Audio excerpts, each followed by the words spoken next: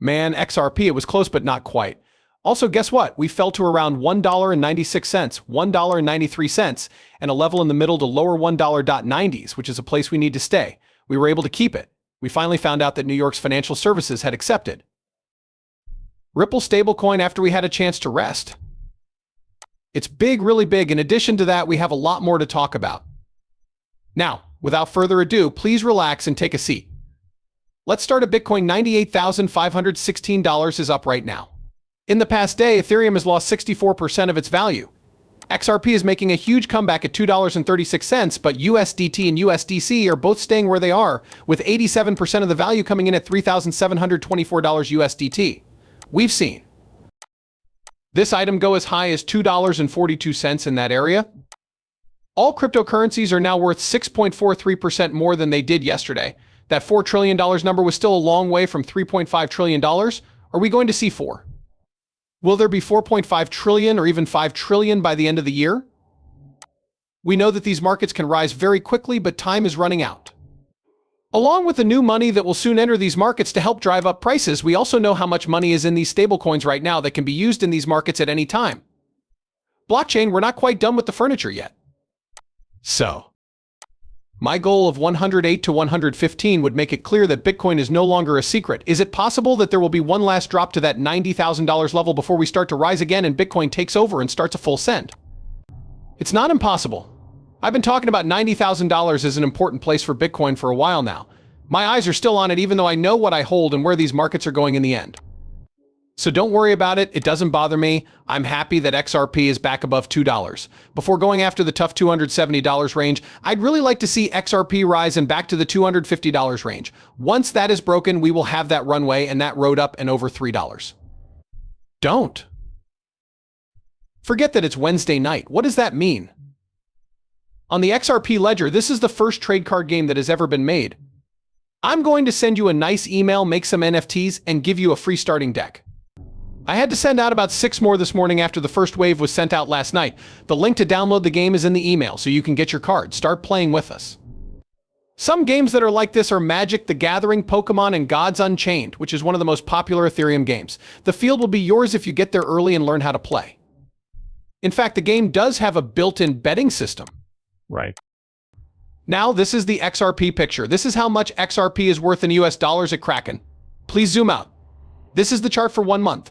Please take a moment to breathe. Look at this chart very carefully. It cost 77 cents, not a month ago. Let's go back to November 24th, which is when this happened. XRP. It was worth 57 cents to us. 57 cents? It's December 11th. Look at how far we've come in just 2 weeks. This move is a curved one. The most we would pay was $2.88. 2 weeks it went from 60 cents to $2.88. It was planned to take a break and cool off.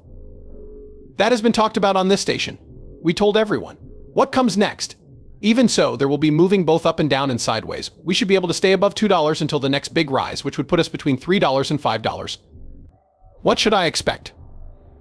It's very simple. Our goals are 3 to 5 Q1 2025. That's when I think the fireworks will go off. Q1 has always been used for the fireworks. I want you to be ready for that and ready for it. You can still shop at these places. We're not done with these markets yet. Look at where we were just 2 weeks before this huge steep rise that started around Thanksgiving and pay close attention to it. In the bottom left corner, you can see the timestamp. Tuesday, November 12th, 2024. Then we take off like a rocket. Soon there will be a lot more wins like this one. You should always leave this channel if it gets too much for you and you don't want to sell at these prices, as I've already said. Please take a deep breath.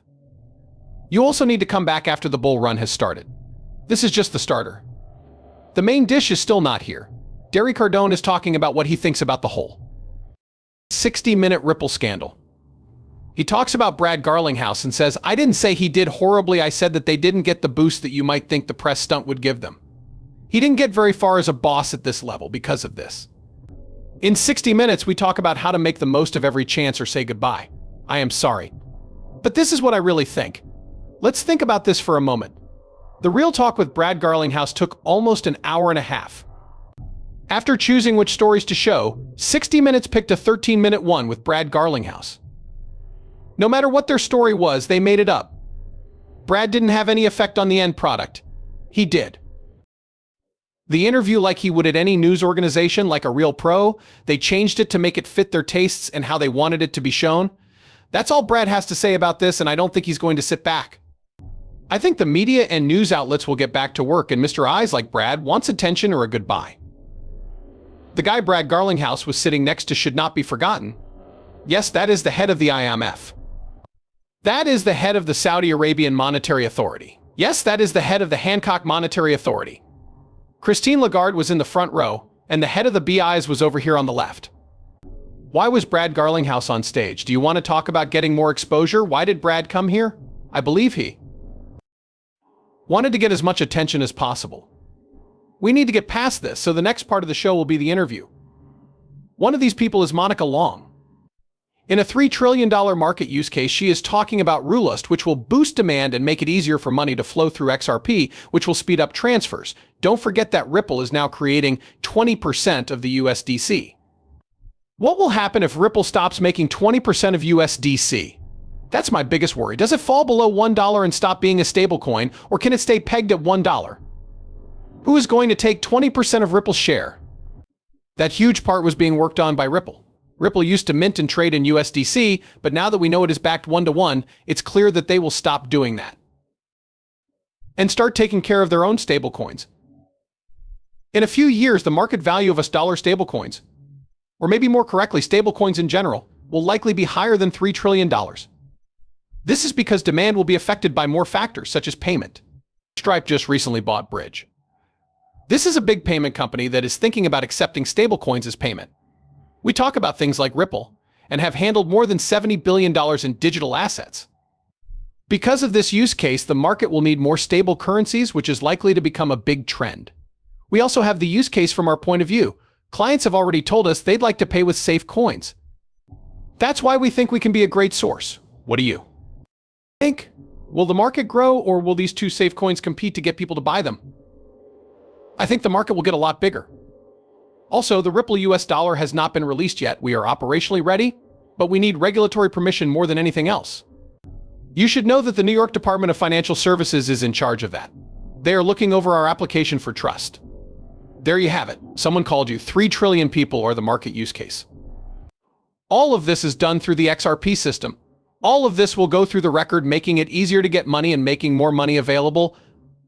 Eventually, this will cause the price of XRP to go up. This is just the starter.